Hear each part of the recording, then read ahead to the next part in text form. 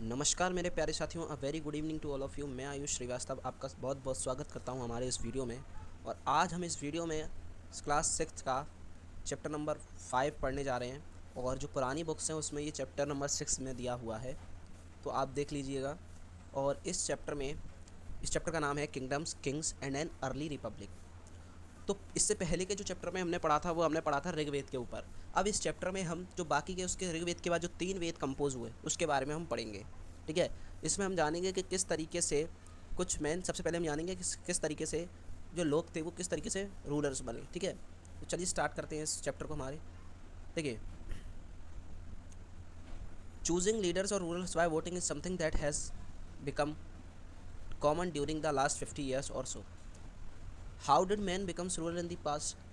देखिए, आज के ज़माने में या आज के समय में जो रूलर्स बनते हैं या जितने भी प्राइम मिनिस्टर्स हो गए, प्रेसिडेंट हो गए, ये जितने भी मतलब इलेक्शन होते हैं, तो वो कहाँ से बनते हैं? जो वोटिंग होती है उसके द्वारा बनते हैं। जो लोग हैं, पीपल हैं, वो जो है क्या बनाते हैं, गवर्नमेंट फॉर्म करते हैं। लेकिन अब सवाल ये है कि पहले पास्ट में हमारे किस तरीके से रूलर्स डिसाइड कर होते थे कि किस कौन रूलर बनेगा, है ना, कौन शासन करेगा अपने राज्य पर, ये सब। तो देखिए, some of the rajas we read about in chapter 5 are probably chosen by जन the people, but around 300 years ago we find some changes taking place in the ways in which rajas were chosen। देखिए, हमने जो इससे पहले जो chapter पढ़ा था उसमें हमने पढ़ा था कि जो राजाज हुआ करते थे, रूलर्स हुआ करते थे, वो किसके द्वारा चूज़ किए जाते थे, किसके द्वारा इलेक्ट किए जाते थे, लोगों के द्वारा। लेकिन यहाँ पर वो जो समय था वो कब का था? 3500 years ago, यानी कि आज से लगभग 1500 BC का समय था। लेकिन 1000 BC में अब अगर अगर हम आ जाएं, मीन्स 3000 years ago, आज से हम चलें, तो जो रूलर्स डिसाइड किए जाते थे उसमें कुछ चेंजेस आए। क्या चेंजेस आए, वही चेंजेस हम इसमें पढ़ने वाले हैं। देखिए, some man now become recognised as raja by performing a big sacrifices. कुछ लोग जो है राजा बने इस समय एक बिग सेक्रीफाइसेस करके, कुछ बिग सेक्रीफाइसेस करके। कौन से बिग सेक्रीफाइसेस थे? जिनमें से एक बहुत महत्वपूर्ण है, जो कि है अश्वमेध यज्ञ। ये आपने बहुत से महाभारत या रामायण में सुना होगा, जो टीवी सीरियल्स आते हैं उसमें। ठीक है, तो राम भगवान ने भी इसको अश्वमेध यज्ञ करवाया था। इसको हॉर्स सेक्रीफाइस बोलते हैं। इसमें क्या होता है ना कि एक घोड़ा जो होता है उसको खुला छोड़ देते हैं, फ्री छोड़ देते हैं, और वो भटकता हुआ जाता है। अगर उस घोड़े को कोई, जो बीच में राज्य पड़ते हैं, अगर उस घोड़े को कोई पकड़ लेता है तो फिर उस राजा को, जिसका घोड़ा था, उससे लड़ना पड़ता है। अगर वो जीत जाता है तो उसका वो राज्य हो जाता है। अगर वो नहीं जीतता तो फिर जिसने घोड़ा छोड़ा था वो जो है उसका राज्य हो जाता है। जिस राजा ने घोड़ा छोड़ा था उस राजा का राज्य हो जाता है वो। ठीक है। A horse was let loose to wander, ये देखिए वही चीज़ लिखी है, wander freely and it was guarded by the raja's mens. If the horse wander into the kingdoms of other rajas and they stopped it, they had to fight. If they allowed the horse to pass it, it mean that they accepted that the raja who wanted to perform the sacrifice was stronger than them. अगर वो पकड़ लेते राजा को तो उनको लड़ना पड़ता था, और अगर वो फ्रीली जाने देते थे तो इसका मतलब ये है कि उन्होंने ये अपनी हार मान ली, अपनी हार स्वीकार कर ली कि भैया जो राजा ने घोड़े को छोड़ा है वो उनसे ज़्यादा स्ट्रॉन्गर है। ठीक है। These raja were then invited to the sacrifices which was performed by the special trained priest. ये जो राजा थे वो इनवाइट करते थे सेक्रीफाइस में, किसको? स्पेशल ट्रेंड प्रीस्ट को, पंडितों को, जो बहुत बड़े ऋषि मुनि हुआ करते थे उनको इनवाइट किया करते थे। Who were rewarded with gifts, और उनको गिफ्ट्स वगैरह दी जाती थी राजा के द्वारा। The raja who organise the sacrifice was recognised as being powerful and all those who came all those who came brought gifts for him. और जो राजा इस यज्ञ को ऑर्गेनाइज करता था, इस सेक्रीफाइस को ऑर्गेनाइज करता था, उसको बहुत ज़्यादा पावरफुल माना जाता था, और लोग उसके लिए जो है सब लोग उसके लिए गिफ्ट्स लाया करते थे। The raja was a central figure in these rituals. He often had a special seat, a throne और a tiger skin. His charioteer who was his companion and in the battle field and witness his exploits. तो देखिए, इस पूरे performance में जो sacrifice होता था उसमें जो है राजा को सेंट्रल फिगर माना जाता था इस पूरे रिचुअल्स में। और उसके लिए एक स्पेशल सीट अरेंज की जाती उसके लिए एक स्पेशल सीट अरेंज की जाती थी। कभी उसके लिए सिंहासन अरेंज किया जाता था, और कभी जो है टाइगर की जो स्किन होती थी वो भी जो है रखी जाती थी। ठीक है। और उसका जो चैरिएटर था वो उसका कंपेनियन हुआ करता था बैटल फील्ड में, ठीक है। आगे देखते हैं। Chanted tales of his glory. His relatives, especially his wives and sons, had to perform a variety of minor rituals. अब ये जो राजा होते थे, इनकी जो रिलेटिव्स होते थे, स्पेशली वाइफ्स और सन्स, इनको बहुत सारे वैरायटी के रिचुअल्स परफॉर्म करने पड़ते थे। बहुत सारी वैरायटी की जो है अपन कहते हैं ना, क्या होता है वो, परंपराएं निभानी पड़ती थी। The other rajas were simply spectators who had to sit and watch the performance of the sacrifice। और जो अदर राजाज होते थे वो सिंपली आते थे और बैठते थे और इस यज्ञ को देखते थे। Priest perform the rituals including the sprinkling of the sacred water on the king. और जो प्रीस्ट हुआ करते थे, जो पंडित लोग हुआ करते थे, ऋषि मुनि हुआ करते थे, वो क्या करते थे, इस यज्ञ को परफॉर्म क्या करते थे। The ordinary people, the wish and the Vysya also brought the gifts. जो ऑर्डिनरी पीपल हुआ करते थे, आम जनता जो हुआ करती थी, वो भी गिफ्ट्स लाया करते थे। However some people such as those who are regarded as shudras were by the priest were excluded from the many rituals. और ऐसे लोग जिनको शूद्र वर्ण की कैटेगरी में डाला गया ब्राह्मण्स के द्वारा, प्रीस्ट के द्वारा, उनको बाहर रखा जाता था ये यज्ञ से, ठीक है। इसके बाद अब देखिए वर्ण क्या होते हैं। देखो मैं वर्ण बता रहा हूँ। We may have many books that composed in North India, especially in areas drained by the Ganga and the Yamuna during this period। देखिए इस समय ना बहुत सारी बुक, स्पेशली नॉर्थ इंडिया में बहुत सारी बुक पब्लिश नहीं, कंपोज हुई। कहाँ पर? ज़्यादातर गंगा और यमुना नदी के बीच में, ठीक है। These books were often called later Vedic। और इन बुक्स को बाद में क्या कहा गया? लेटर वैदिक कहा गया, because they were compose after the Rigveda. क्योंकि ये जो बुक्स थी वो कंपोज हुई थी किसके बाद? ऋग्वेद के बाद हुई थी। इनमें 3 वेद थे, बाकी के जो थे कौन से?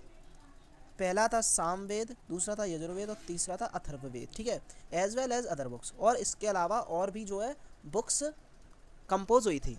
तो 4 ये मेन वेद हैं, कौन से? ऋग्वेद, यजुर्वेद, सामवेद और अथर्ववेद, ठीक है। ऋग्वेद कब कंपोज हुआ था? 3500 years ago.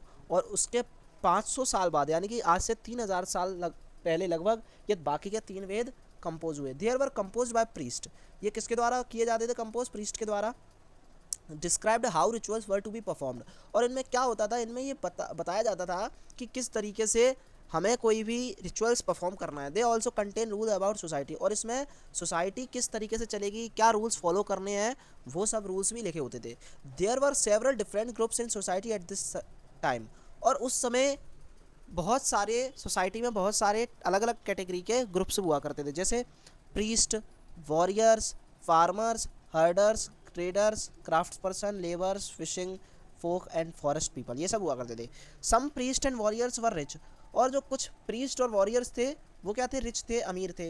As were some farmers and traders, ठीक है। Other including many herders and craft person, labours, fishing folk and hunters and gatherers were poor. और बाकी के जो थे हर्डर्स, क्राफ्ट पर्सन, लेबर्स वगैरह, ये सब क्या थे? पुअर थे, गरीब थे। The priest divided people into 4 groups.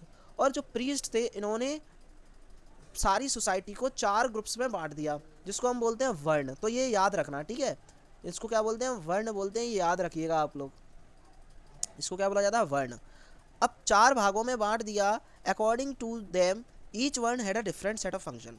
और हर एक वर्ण का अलग अलग फंक्शन होता था, अलग अलग धर्म होता था, ठीक है, या अलग अलग काम होता था। देखिए प्रीस्ट, द फर्स्ट वर्ण वॉज दैट ऑफ ब्राह्मण। पहला जो वर्ण था वो कौन सा था? Brahman. Brahman were expected to study and teach the Vedas, perform sacrifices and receive gifts. Brahmans का काम क्या था? कि वेदों को स्टडी करना और सिखाना, यज्ञ को सेक्रीफाइस करना, यज्ञ को परफॉर्म करना और गिफ्ट्स को रिसीव करना, ठीक है। In the second place were the rulers. और सेकंड प्लेस पर किसको रखा गया? रूलर्स को रखा गया, जिनको क्या नाम दिया गया? क्षत्रिय नाम दिया गया। They were expected to fight battles and protect people. और इनका काम क्या था? इनका काम ये था कि इन्हें बैटल्स, लड़ाइयाँ लड़नी होती थी और लोगों की रक्षा करनी होती थी, प्रोटेक्ट करना होता था लोगों को। Third were the wish and वैश्य। जो थर्ड कैटेगरी थी वो कौन सी थी? विश्य, या जिसको हम वैश्य भी बोलते हैं। They were expected to be farmers. ये कौन होते थे? फार्मर्स होते थे, हर्डर्स होते थे, ट्रेडर्स होते थे। Both the Kshatriya and Vysya could perform sacrifices. क्षत्रिय और वैश्य जो है दोनों ही सेक्रीफाइसेस परफॉर्म कर सकते थे, यज्ञ में सम्मिलित हो सकते थे। लास्ट जो आता था ये था Shudra, who had to serve other 3 groups. और इनका काम क्या होता था कि जो 3 वर्ण हैं, इनसे ऊपर के जो 3 वर्ण हैं उनको उनको क्या करना, उनको सर्व करना। And could not perform any rituals, और उनको कोई भी रिचुअल्स परफॉर्म करने नहीं दिया जाता था।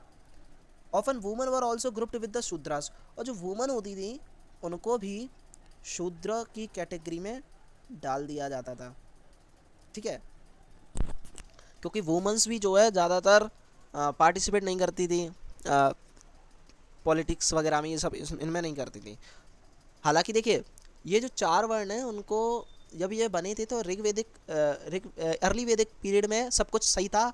जो ऑक्यूपेशन होता था लोगों का उनके बेस्ड पर उनको कैटेगरी में डाला जाता था। लेकिन इस समय लेटर वैदिक एज में क्या हुआ कि सब बाय बर्थ कर दिया गया कि जो जिसके घर में पैदा हुआ, अगर कोई शूद्र के घर में पैदा हुआ है तो शूद्र कहलाएगा वो। तो ये सब थोड़ा सा बेकार काम हो गया था यहाँ पर, ठीक है, लेटर वैदिक एज में। The priest also said that these groups were decided on the basis of birth, ठीक है ना, वही बात मैंने कह दी अभी।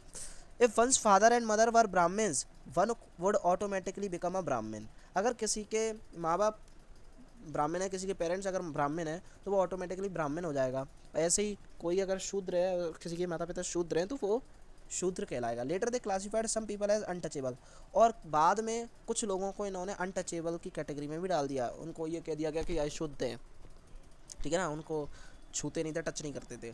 These included some crafts person, और इनमें कौन थे, क्राफ्ट्स पर्सन थे, हंटर्स थे, गैदरर्स थे, as well as people who help perform burials and cremation. The priest said that contact with these groups was polluted, और प्रीस्ट ये कहते थे कि इन लोगों के अगर कॉन्टैक्ट में हम आएंगे तो हम जो है पॉल्यूटेड हो जाएंगे, है ना। इसके बाद the priest also said that these groups were decided on the basis, ये तो पढ़ लिया अपन, हाँ देखिए, many people did not accept the system of varna, बहुत से लोग जो है उन्होंने वर्ण का सिस्टम एक्सपेक्ट नहीं किया।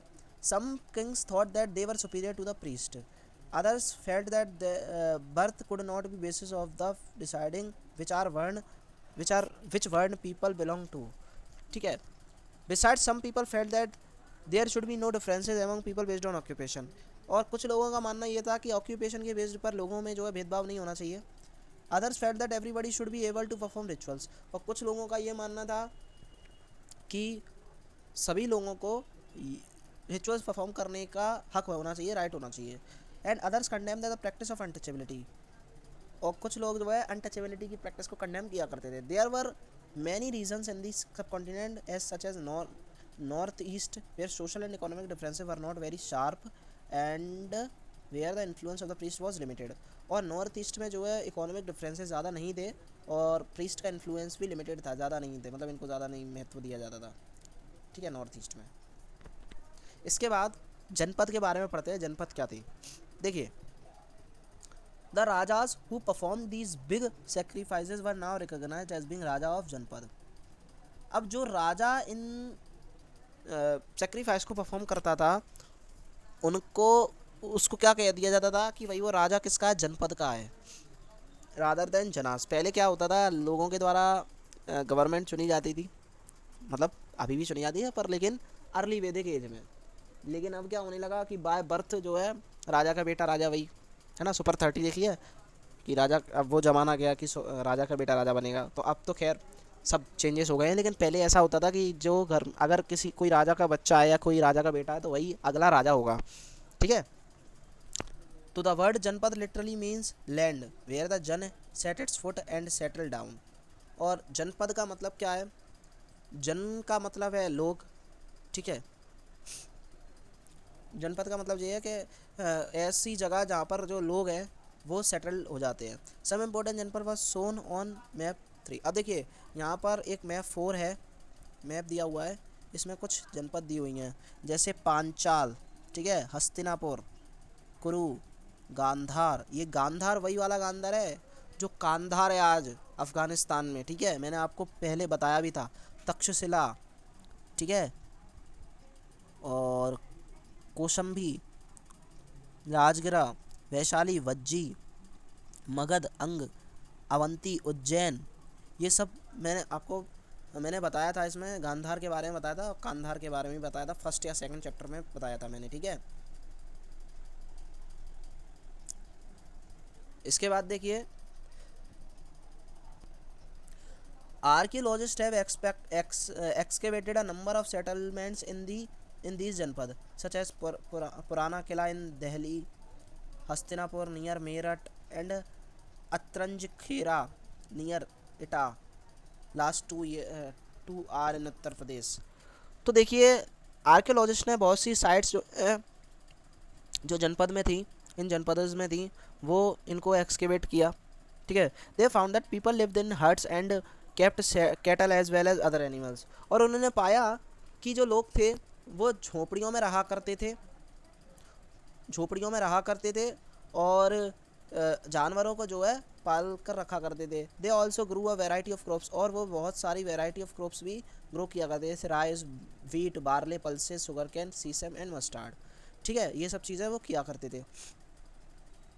पेंटेड ग्रे वेयर, ये देखिए ग्रे वेयर है। देखिए हमने इससे पहले वाले चैप्टर में पढ़ा था तो उसमें कौन सी वेयर थी, रेड और ब्लैक वेयर। अब लेटर वैदिक एज में कौन सी मिलती है हमें, हमें मिलती है grey ware. Plates and bowls are also common vessels made out of painted grey ware, ठीक है। These are extremely fine to touch with a nice smooth surface, इनका स्मूथ सरफेस होता था। पर these were used on special occasion, शायद ये special occasion पर use की जाती होंगी, ठीक है। तो आप ये ध्यान में रखिएगा। आगे देखिए, they made earthen pots, some of these were grey in colour, other were red. One special type of pottery was found in these cities painted grey ware, ये मैंने अभी आपको बता दिया।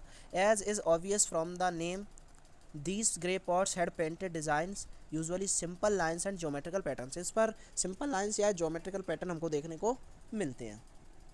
अब हम महाजनपद के बारे में पढ़ते हैं। देखिए जनपद हमने पढ़ लिया, अब हम महाजनपद के बारे में पढ़ेंगे। About 2500 years ago some Janapadas became more important than others। देखिए 2500 साल पहले कुछ जनपद ऐसी थी जो ज़्यादा इम्पोर्टेंट हो गई दूसरी जनपद से, तो इसीलिए इनको क्या बोला गया, महाजनपद। जैसे आजकल अगर आप देखें तो आज भी हमको देखने को मिलता है बहुत से सिटीज़ जो होते हैं उनको हम बोलते हैं नगर, और बहुत से क्या होते हैं जो मेट्रो सिटीज़ होते हैं उनको हम बोलते हैं महानगर, बोलते हैं ना, तो वही सब चीज़ें हैं। तो mahajanapada, some of these are shown on map. Most janapada had a capital city, ज़्यादातर जो जनपद थी उनकी कैपिटल सिटीज़ हुआ करती थी। Many of these were fortified, और ज़्यादातर जो थी वो फोर्टिफाइड थी, मतलब इनके चारों ओर किलाबंदी थी। अब किलाबंदी क्या होती है ये मैं पहले आपको बता चुका हूँ। किलाबंदी मीन्स चारों तरफ बाउंड्री बनवा देना किसी शहर के, मतलब शहर के चारों ओर, तो इसको किलाबंदी बोलते हैं। This means that huge walls of wood, bricks और stone were built around them, ठीक है। तो ये महाजनपदास हैं सारी, ठीक है। हस्तिनापुर, अंचाल, कुरु, ये सब महाजनपदास हैं। Forts were probably built because people were afraid of attacks. अब फोर्ट्स क्यों बनवाए जाते थे, किले क्यों बनवाए जाते थे, क्योंकि दूसरे राजा जो बगल वाले राजा हैं या दूसरे और भी राजा हैं उनको, उनसे जो है लोगों को डर रहता था या राजा को डर रहता था कि कहीं हमला ना हो जाए, कहीं अटैक ना हो जाए, इस वजह से तो प्रोटेक्शन के लिए वो जो है फोर्टिफाइड करवाया करते थे अपनी सिटीज़ को। It is also likely that some rulers wanted to show how rich and powerful they were by building really large, tall and impressive walls around their cities. और कुछ रूलर्स जो थे वो अपनी पावरफुल होने का वो दिखाया करते थे कि भैया देखो हम कितने पावरफुल है, कितने अमीर है, और उस चक्कर में वो बड़ी बड़ी बिल्डिंग्स, लंबी लंबी और इम्प्रेसिव वॉल्स जो है बनवा दिया करते थे अपने सिटीज़ के चारों ओर। Also in this way the land and the people living out inside the fortified area could be controlled more easily by the king. Building such huge walls required a great deal of planning. Thousands, if not lakhs of bricks, stone had to be prepared. This in turn meant enormous labor provided possible by thousands of men, women and children, and resources had to be found for all this. तो ये देखिए ये यहाँ पर ये किलाबंदी हो रही है भैया, ठीक है, देख लेना आप लोग, ठीक है ना। The new rajas now began maintaining armies, और जो न्यू राजास होते थे वो क्या करते थे, आर्मी को मेंटेन करते थे। Soldiers for paid regularly salaries, soldiers को रेगुलर सैलरीज पेड की जाती थी, maintain by the king through out the years, ठीक है। और पूरी साल जो है मेंटेन किया जाता था किंग के द्वारा। Some payments were probably made using punch mark coins, और कुछ पेमेंट्स जो है की जाती थी पंच मार्क कॉइन के द्वारा, ठीक है ना। इसके बारे में, पंच मार्क कॉइन के बारे में हम पढ़ेंगे चैप्टर 9 में। तो आज का लेक्चर इतना ही एंड करते हैं। ये था इस चैप्टर का first part. Second part next video में लेकर आऊँगा मैं। तो आई होप आपने ये लेक्चर एंजॉय किया होगा, और अगर कोई भी डाउट है आपको तो आप कमेंट सेक्शन में लिखकर पूछ सकते हैं मुझसे। तो मिलते हैं अगले वीडियो लेक्चर में, तब तक के लिए खुश रहिए, स्वस्थ रहिए, मस्त रहिए। Thank you so much.